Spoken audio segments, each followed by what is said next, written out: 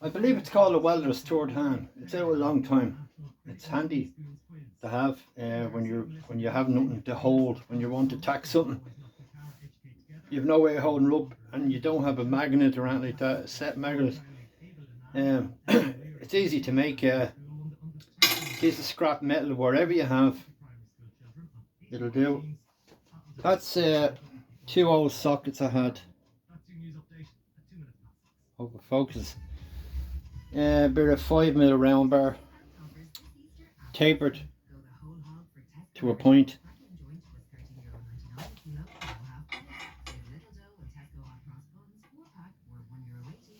And that's for short and sweet. A necessity, I'd say, yeah. Okay, this was short and sweet, as I said.